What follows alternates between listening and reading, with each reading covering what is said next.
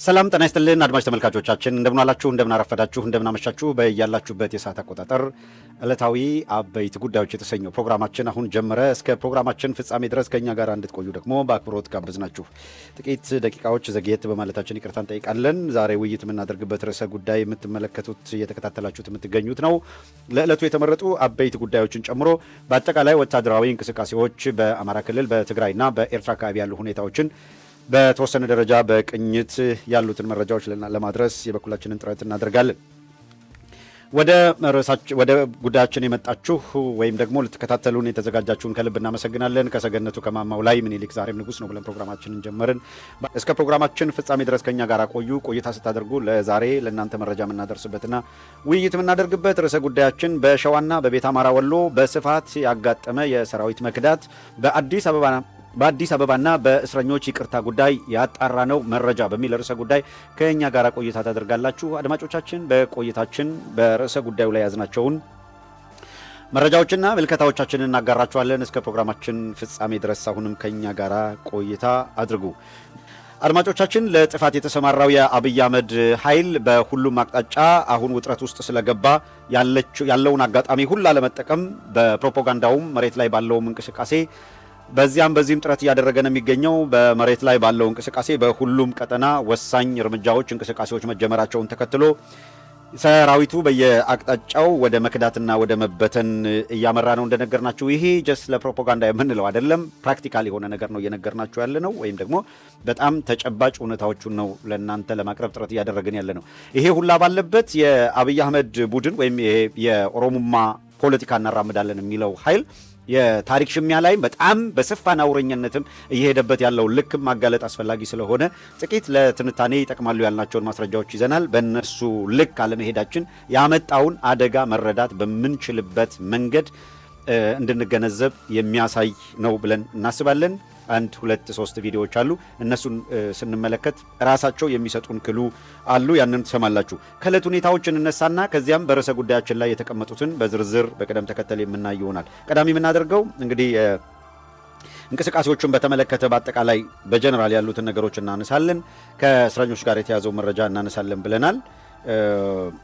ከዚህ ከአዲስ አበባ ጋር በተያዘ የምክክር ኮሚሽን ምናምን የሚለው የዋልጌ ቡድን በተለይ መስፍን አርአያ የሚባል በጣም ተራና ወስላታ ካድሬ በአዲስ አበባ ሕዝብ ላይ የጀመረው ቁማር የት እንደደረሰ ባዴንም እንዳቅሚቲ ፖለቲካ ለመጫወት የምታደርገው መንፈራፈር አለ። የአማራ ሕዝብ እንዲህ ባለው የነውረኛ ቡድን ውስጥ አልተወከለምም አልተካተተምም።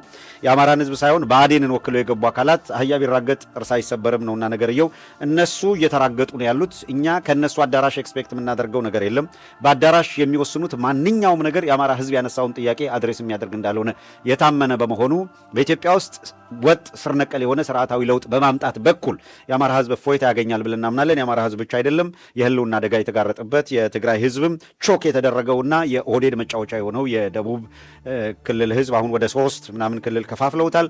እዛ አካባቢ ያለውም ነገ የሚዋጥ የሚጨፈለቅና በ16ኛ ክፍለ ዘመን የደረሰበትን አደጋ እንደገና መልሶ እንዲውጥ እየተደረገ ያለ ህዝብ ስለሆነ ያንን ህዝብ የመታደግ እንቅስቃሴ ነው የሚሆነው። ጌዲዮ በአጠቃላይ የጌዲዮን ማህበረሰብ ለመታደግ ጥረት ማድረግ ያስፈልጋል። ከደቡብ ክልል ተነጥሎ በዞንነት ብቻ በየትኛውም ክልል ላይ የክልልነት ዕጣ ፈንታ የለውም። ዞን ተብሎ ጥግ ላይ ነው የተቀመጠው።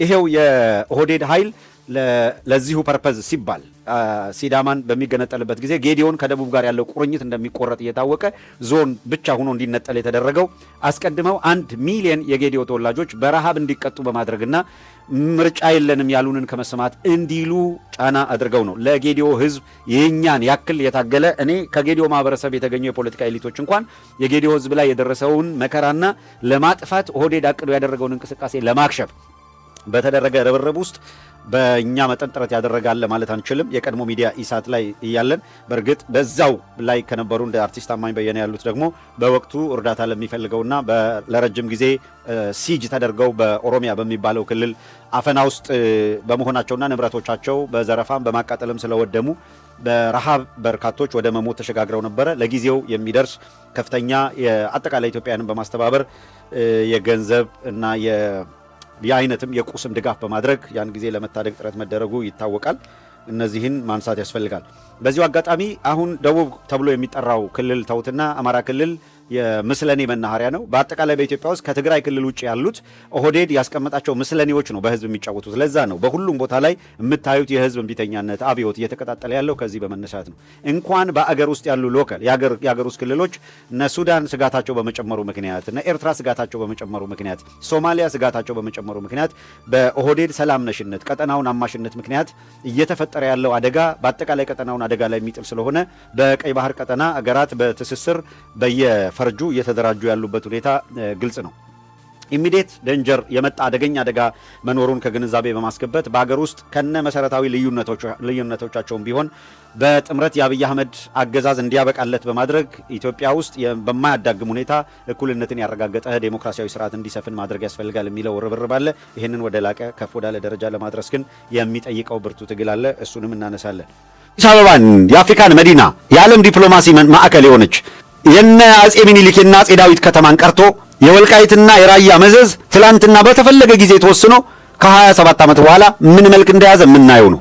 ምን ይዞብን እንደመጣ የምናየው ነው። እንኳንስ አሁን ይሄ ሁሉ አማራ በነቃበት ይሄ ሁሉ ሰራዊት በተሰለፈበት አይሆን አዳራሽ ውስጥ አዲስ አበባ ከኛ ብለህ ከዛ በኋላ አስፈጽማለሁ የሚል ድንቁርና ካልሆነ በቀር አዲስ አበባ ላይ 30 ወጣት ሰብስበህ ኤርትራ ከኛ እያልክ ስላዘፈንክ ኤርትራ የኔ ትሆናለች ብሎ የሚያምን አስመራ የሚለውን ቃል ኦሮምኛ ትርጉም ሰጥተውታል። ባረንቱ ይደንቃል። አንተ የመቀሌን የአዲግራትን የሌላውን ተውት፣ እንዴት እንደሚያጨመላልቁት ማለት ነው። እቺ ሆም ብላ የተዘጋጀች ናት። ከአብይ አህመድ ጀምሮ እስከ ታች ድረስ ትኩረት መሳቢያ አድርገውታል። መነጋገሪያ ቀልድ እንዳይመስልህ ናሬቲቭ እንደዚህ እያልክ ነው የምታስቀምጠው። ለዚህ ነው ከነካኩንማ በእነሱ ልክ አይደለም በጥፍ ብሄድ አለብህ። በቃ መነገር አለበት። እነዚህ ሰዎች 22 ብሔረሰቦችን እንደጨረሱ መነገር አለበት።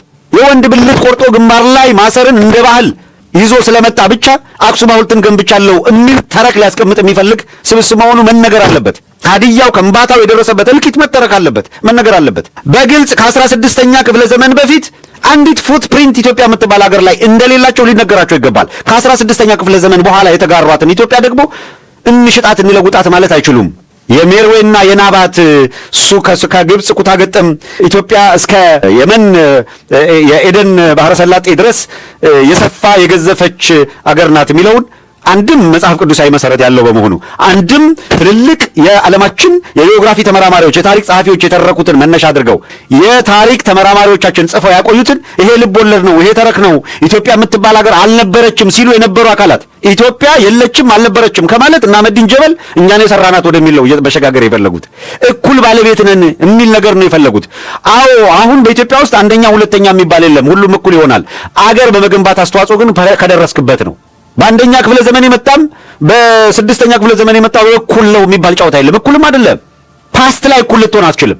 ዛሬ ኢትዮጵያ ሁላችንም በእኩልነት እንደው እኮ ይገርማል እኮ ኢትዮጵያን ሁላችንም በእኩልነት ነው ይልህና አብይ አህመድ የብልጽግና ውስጥ የኦሮሞ ተወካዮች ቁጥር መብዛትን በተመለከተ ትላንት ከኦቤን ጋር ከትላንት በስቲያ በተላለፈ ሚዲያ ላይ ምንድን ነው ያለው?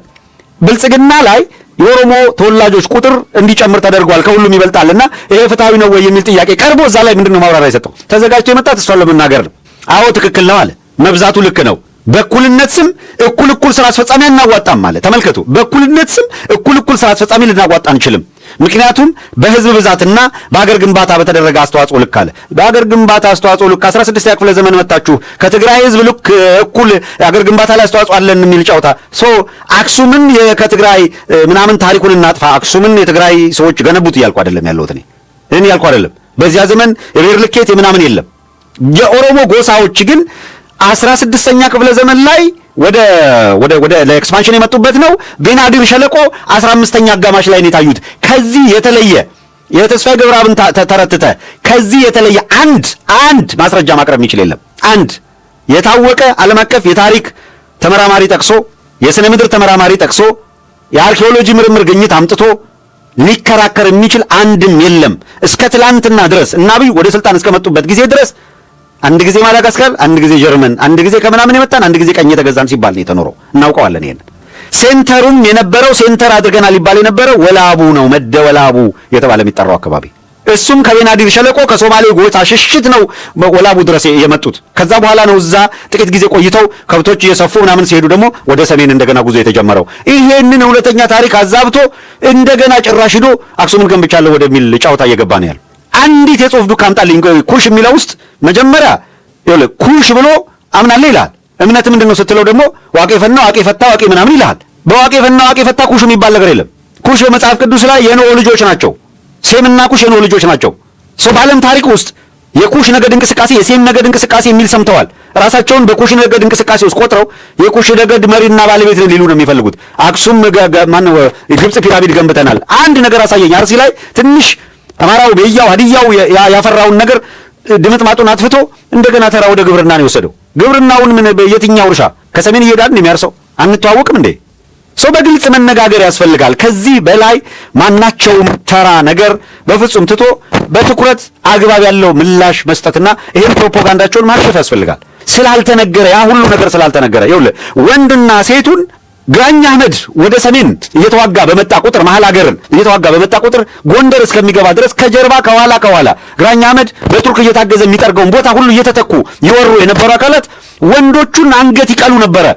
ከዚህ በፊት ተናግሬዋለሁ። ልክ ግብጽ እስራኤላዊ ወንድ በተወለደ ጊዜ እንዳይበዙ ወንዱ ይገደል ሴቱ ግን እንዳትገሉ የሚል ትእዛዝ ያን ጊዜ በፈርዖን ጊዜ ወጥቶ እንደነበረ በግብጽ ያ ታሪክ አለ ያውና ለዘላለም ሲነገር የሚኖርም ስለሆነ ልክ እንደዛ ወንዱን በሁለት መንገድ አንድ አንገት እየቀሉ ጭራሹን ወንዱ እንዲገደል፣ ሁለተኛ ዘሩ እንዳይቀጥል ብልቱን መቁረጥ።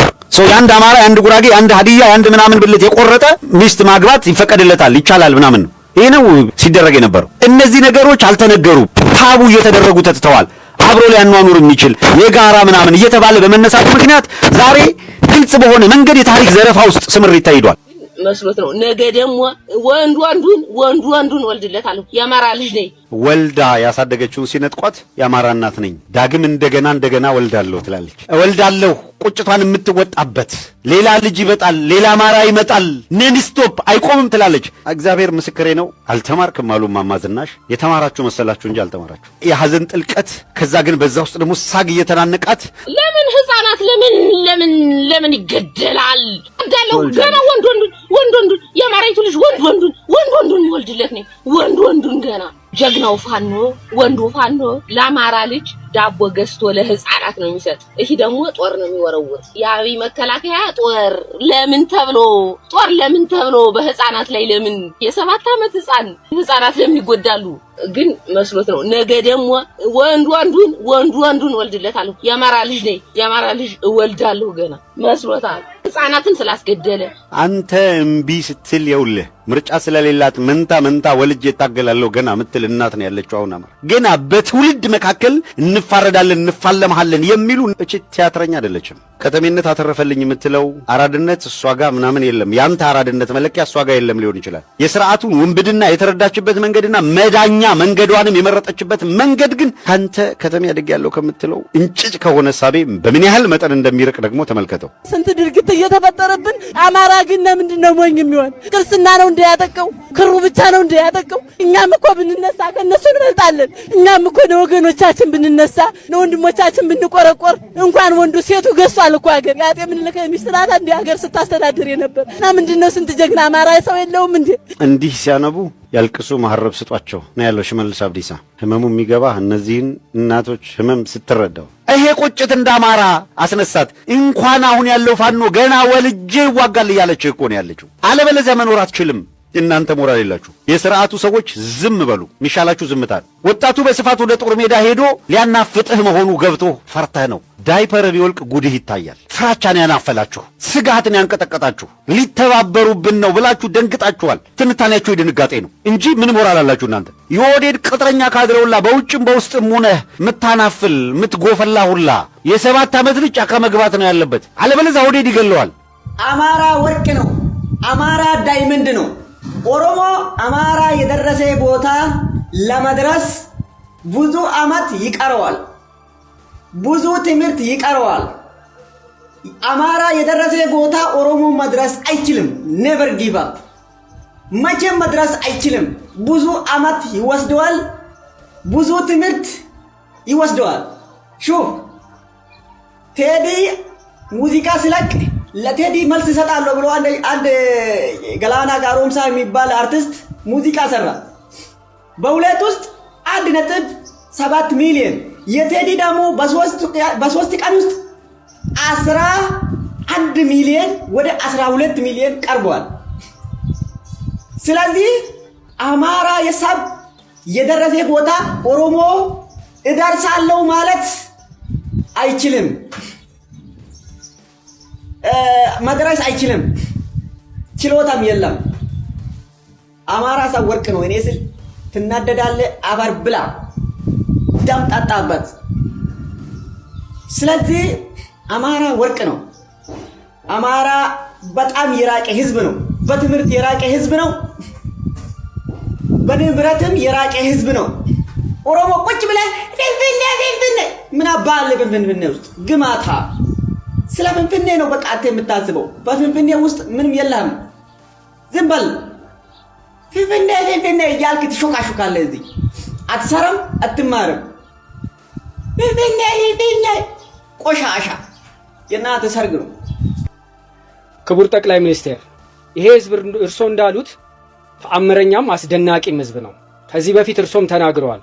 ሾርት ሚሞሪያም የሆነ ህዝብ ነው ብለውታል።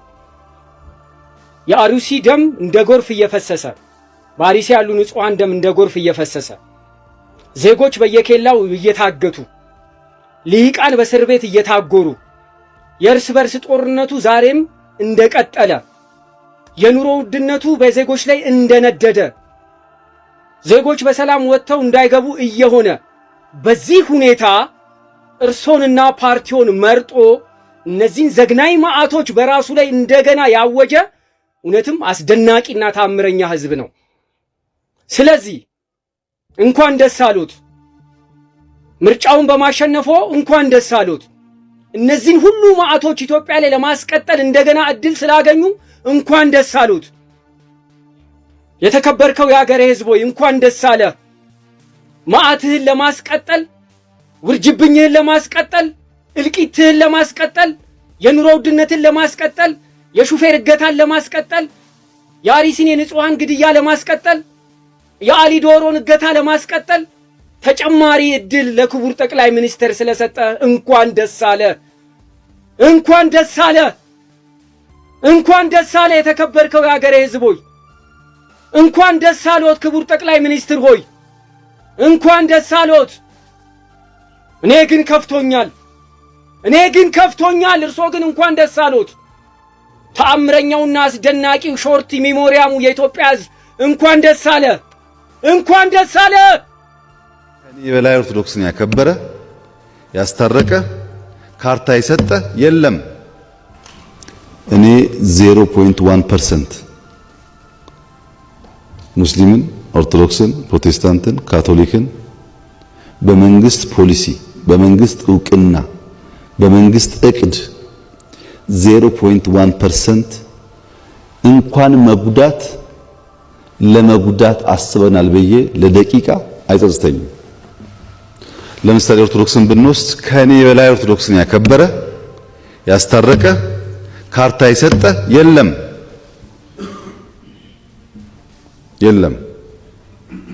የኦርቶዶክስ አባቶች ብዙ ቀርቤ ለማገዝ ሞክሬያለሁ። እዛ ውስጥ ፖለቲካ ዘር ሲቀላቀል ደግሞ የሚያጠፋው ጥፋት አለ። እሱን ትልቅ ተቋም ናት። በውስጧ በጣም ብዙ ሰዎች አሉ፣ የሚያውቁ ሰዎች አሉ። ፈትሸው ሃይማኖት የሚያስደፍረውን አትንካ፣ ፖለቲከኛውን ደግሞ እረፍ፣ ከፈለክ እዛው ሂድ ብሎ መለየት ያስፈልጋል። ይሄ የኦርቶዶክስ ጉዳይ ነው። ኦርቶዶክስን መንካት፣ ኦርቶዶክስን መጉዳት የሚያስብ መንግስት ካለ ግን መንግስት መሆን አይችልም። ወገን ወዴት እየሄድን ነው? አረ የመድኃኒዓለም ያለ አሁንስ ሀገር የጨነቀች ማርያም እንዴ! በጣም ትልልቅ እናቶች፣ ትልልቅ አባቶች የለበሱ ግን የተራቡ መንገድ ላይ ክብራቸውን አሽቃንጥረው ጥለው ልጄ እባክሽን ታክሲ ሞልልኝ፣ እባክሽን ዳቦ ግሽልኝ ሲሉ መስማት እንዴት ያማል። ትናንትና አንቱ የተባሉ ዛሬ ግን ራብ መጥፎ ስለሆነ ጎዳና ያወጧቸው አምላኬ ሆይ በጣም ነው የሚጨንቀው። ወዴት እየሄድን ነው? ለማን ነው አቤት የሚባለው? ችግሮች ከመከሰታቸው በፊት መከላከል የመንግስት ኃላፊነት ነው። ማንም ይላከው ይሄን ኃይል ከቻልክ በጉልበትህ ካልቻልክ በድርድር ሰላም መፍጠር የማን ኃላፊነት ነው? ኢህአዴግ እኮ ነው ያከፋፈለ። ይሲ ኢህአዴግ እያወገዝክ ኢህአዴግ የሰጠህን ካርታ ተቀብለ የገዛ ወንድምህን በጥይት የደፋ መኖር ያዛልቃል ወይ ነው? ትክክል ነው ወይ? ታሪክ የሚቆጠረው የዛሬ 30 ዓመት ላይ ነው እንዴ? ሲቀጥል አሁን ባለው እንኳን ይሄ ከፋፋዩ ህገ መንግስት እንኳን ስትሄድ ማንም ኢትዮጵያዊ ወዴትም አካባቢ ተንቀሳቅሶ ሀብት አፍርቶ